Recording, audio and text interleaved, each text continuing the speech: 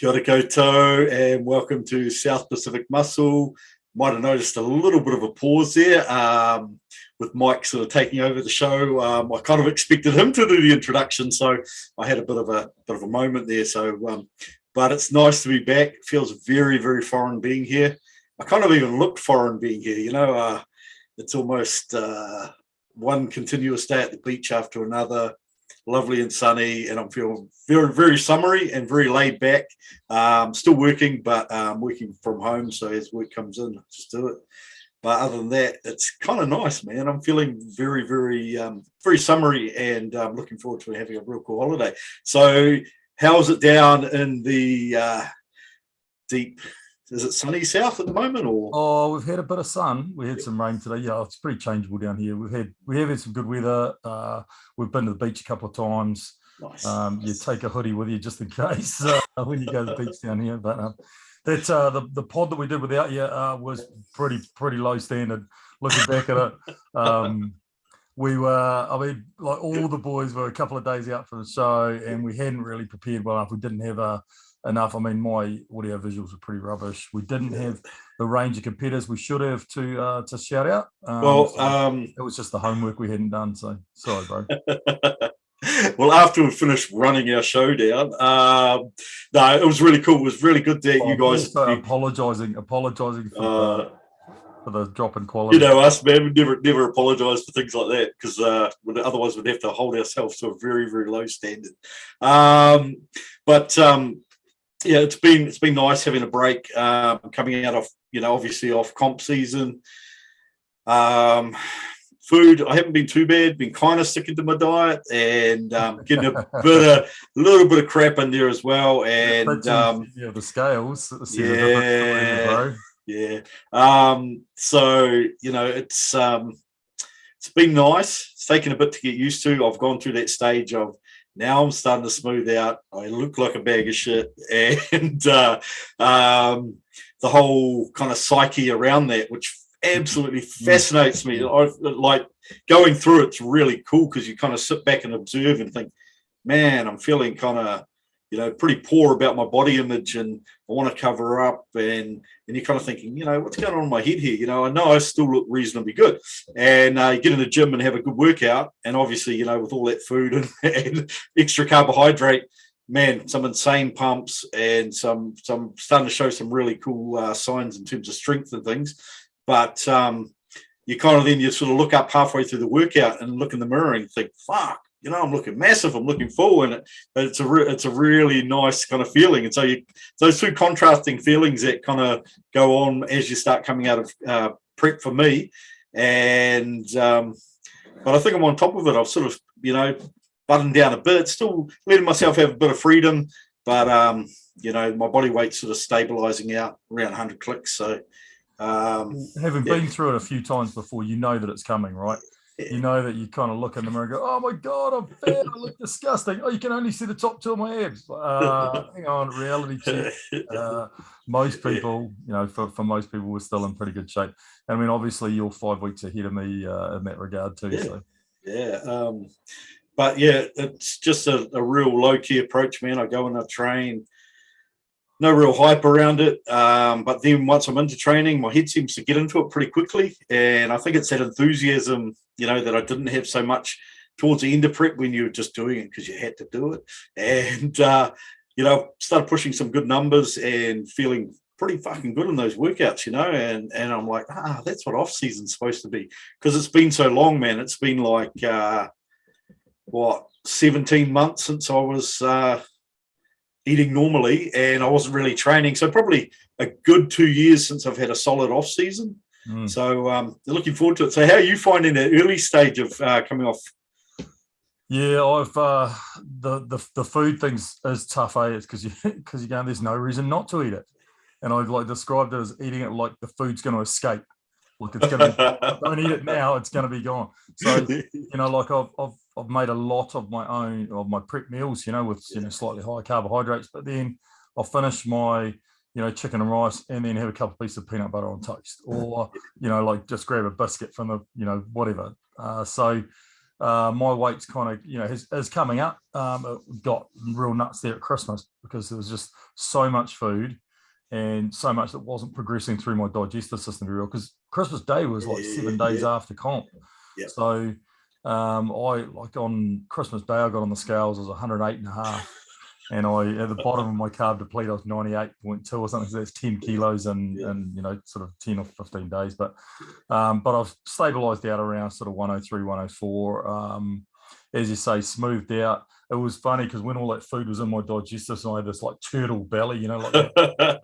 You see the abs over the top of it, but it was just right out there. So that's sort of getting itself sorted. And hey, one thing I was going to ask you, have you found that coming back into normal food and eating again, and perhaps that little bit of overeating that happens at the start, have you found that it's kind of thrown your digestive tract at all? Because I'm not bloated, or I'm not, with cramps or anything like that, but it definitely feels like transit times are slow, absorption doesn't seem to be that good, and you kind of sit around feeling a little bit full all the time. Yeah, there is quite a bit of that. Yeah. Like I'll eat 2 or 3 clean meals in a row and it kind of sorts itself out a little bit. The Christmas was bad though, because there was a lot of shit over, like the whole day, and sort of. Hey man, we can't just breeze over Christmas. Let's talk about Christmas and what was. Oh look, no one's really interested in the wider aspect of Christmas.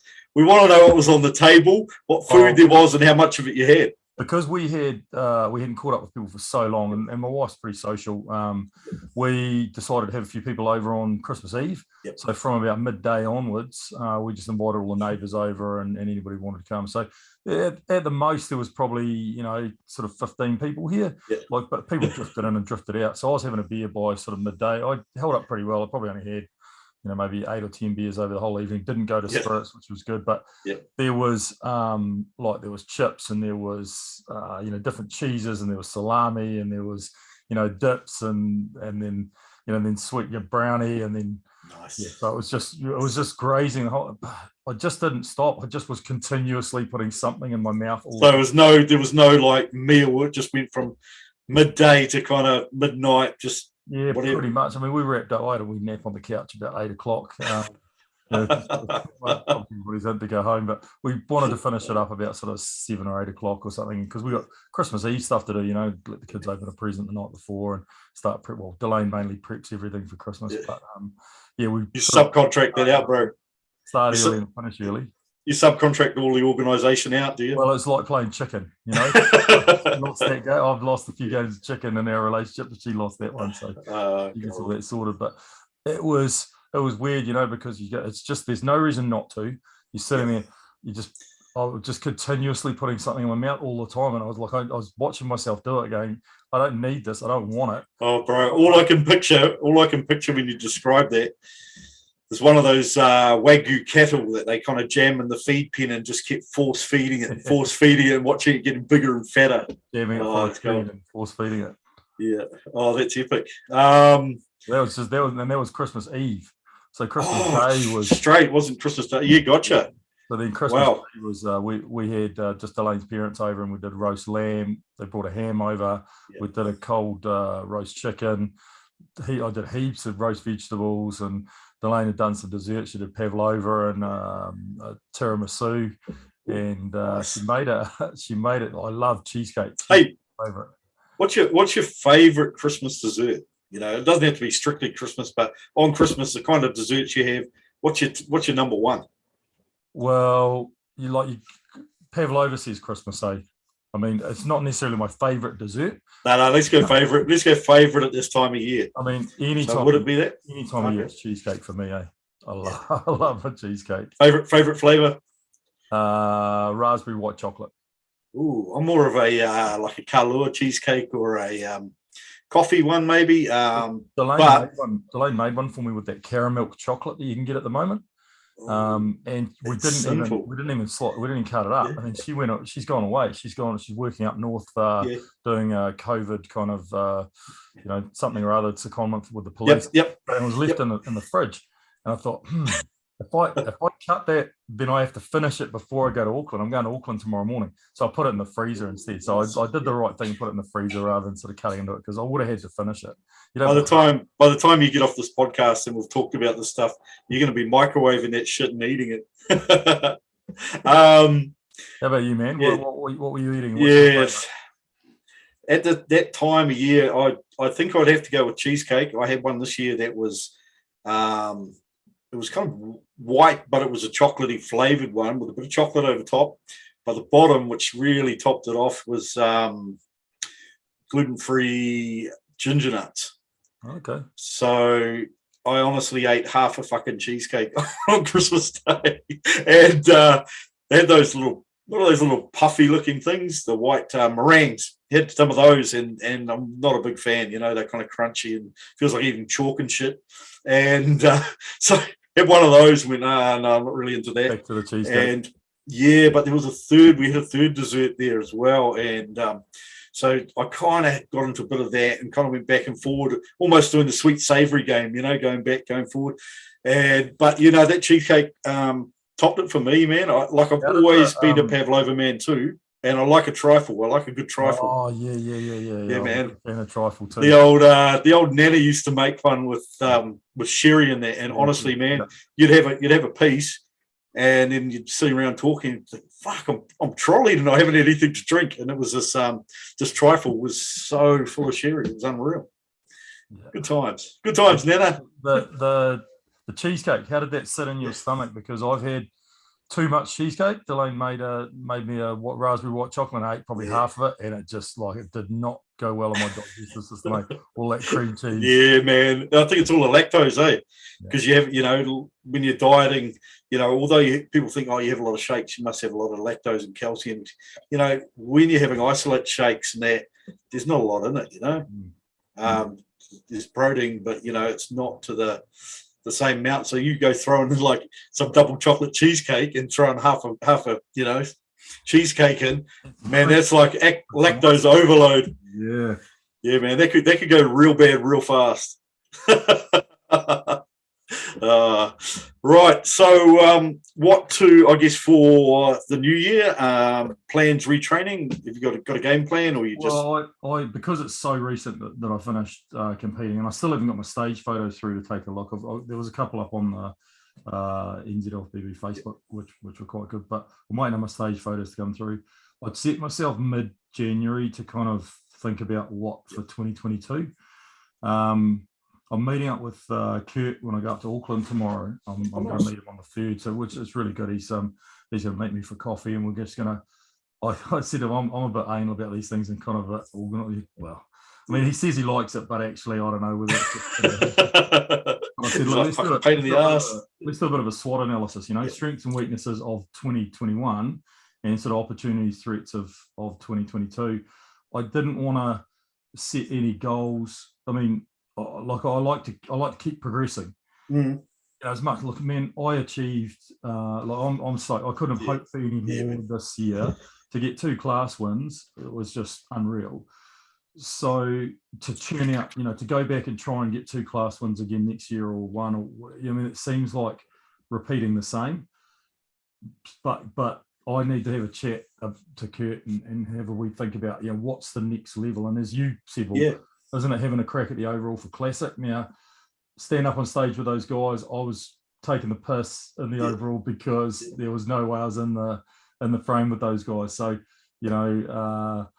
potentially if I could look at. Hey, I've got to stop you on that one, man, because even at the Olympia level, and I know we're talking about athletes that are far superior to the vast majority of us, although one of our athletes is going to be up there in the Classic this year, which is really freaking cool. So big shout out, Jonathan Sealt getting his pro card in Classic, and obviously, and Matteo winning the overall men's pro show with Jonathan, his training partner, coming second. So we'll get to see Matteo up there, and likewise, Jonathan will probably hit the pro circuit this year, so it's going to be cool seeing 2 New Zealand athletes. So, but I was going to say, with the even with the Olympia stage, standard athletes obviously a lot higher, but you still saw a big difference between probably the top three and then the tail end of the field.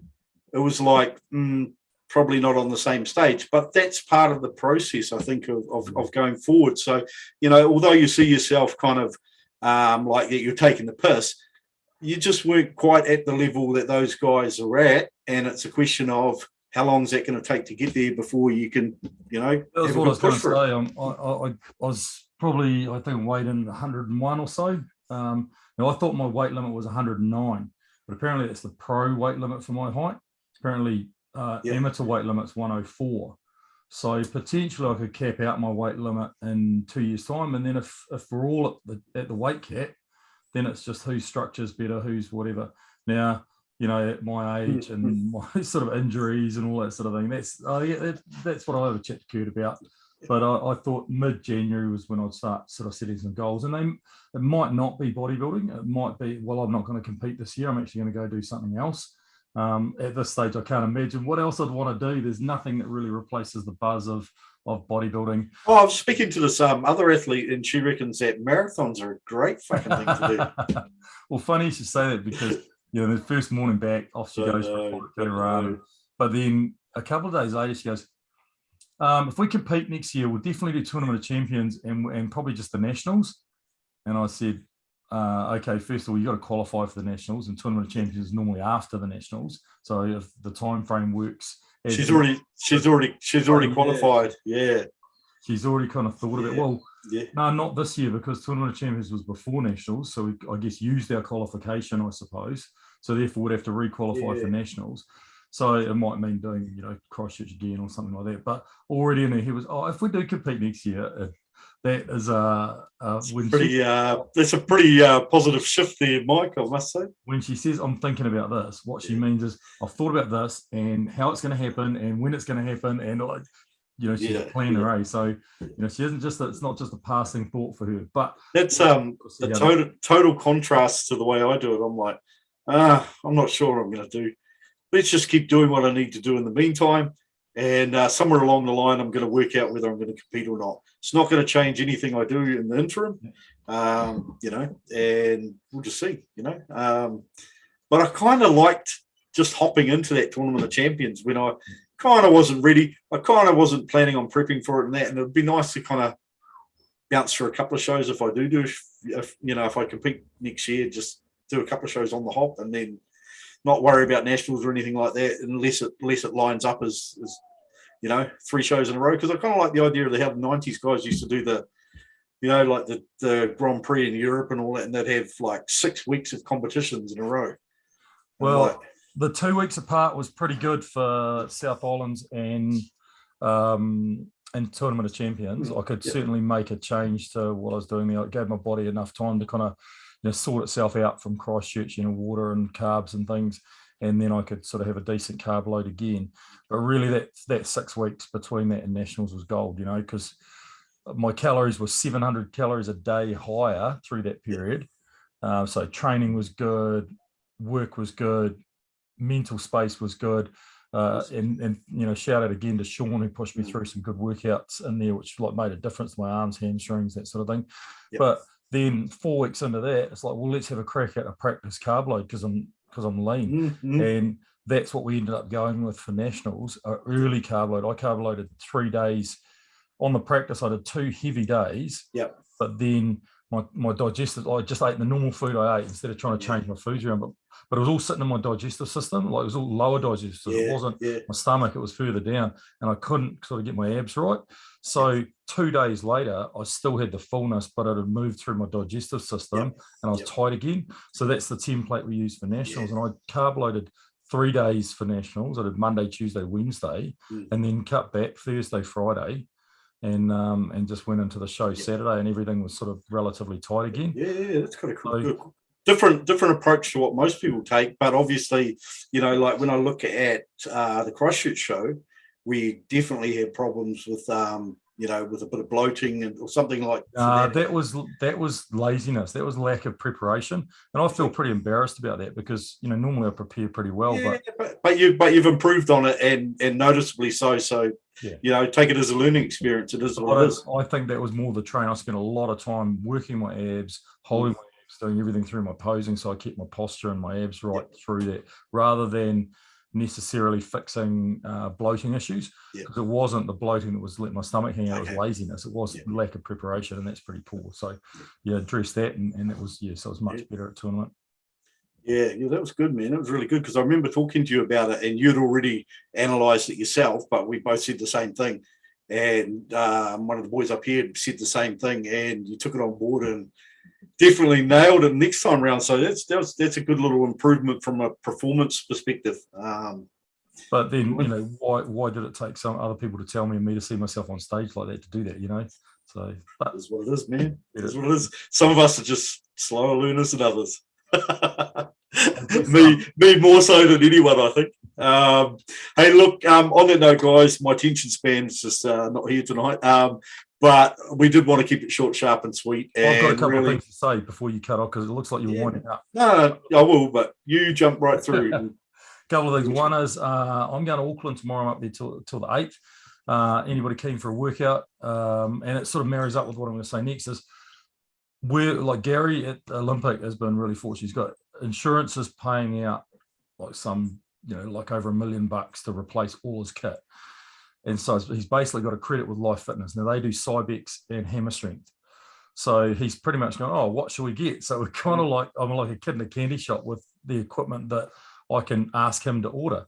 So anybody out there, like if you want to chuck in the YouTube comments, your favorite piece of Cybex gear, your favorite piece of hammer strength gear, I'm going to go visit a couple of gyms and get into functional fitness would be a good one. They've got some I don't really want to good throw him under the bus, but I messaged Tommy Shaw and he said, oh, yeah, I'll make a list. I'll get it back to you. And he hasn't, but I'll just pop in there for a workout, take a few photos. But if you want, Mike, if you want, I'm going to be in the AK at the same time. So you and I could go for a train at functional fitness. Yeah, man.